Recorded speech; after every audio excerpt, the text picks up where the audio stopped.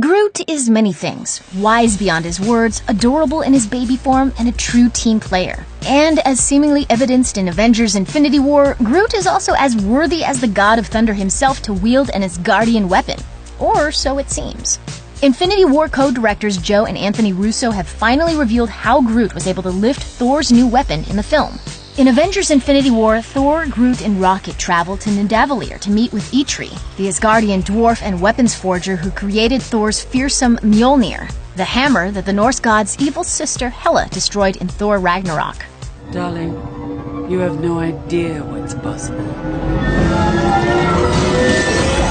After sparking up a dying star and reactivating the forge to channel its raw energy, the foursome craft Thor's new killer weapon, the hammer meets battle axe known as Stormbreaker. The only thing missing from the weapon is a handle. Groot steps up and sacrifices one of his arms for the purpose, causing every viewer to let out an "aw" at his act of bravery and at the growing bond between the blonde-tressed god and the tiny teen tree.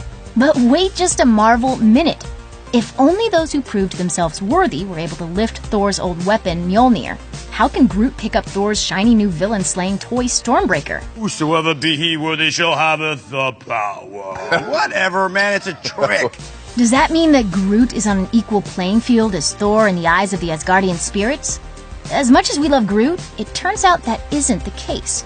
After a fan asked the Russo brothers to explain the scene, wondering whether Groot was suddenly deemed worthy, the pair disclosed that Groot was able to lift Stormbreaker because the weapon doesn't have the same rules as Mjolnir.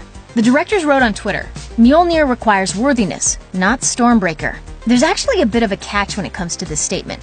Sure, anyone can pick up Stormbreaker regardless of predetermined suitability, but that doesn't mean it's easy to lift the weapon. With Mjolnir, it was about both worth and physical strength, but it still wouldn't budge unless someone deemed fit by the Asgardian gods tried to lift it, no matter how buff they were.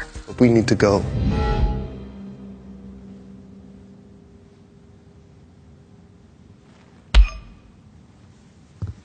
With Stormbreaker, it's a different story. Carrying such a special weapon is not only a great responsibility, but it also requires great power. And let's remember that it isn't as though Groot lifted Stormbreaker like it was a piece of cosmic candy that had been dropped on the ground. He was in a great deal of pain as he wound his arm around the weapon's two parts before snapping it off to be used as a handle. While he appears to be as physically strong as Thor, at least from this isolated incident, Groot isn't invincible just because he can lift the same weapon the Norse god can.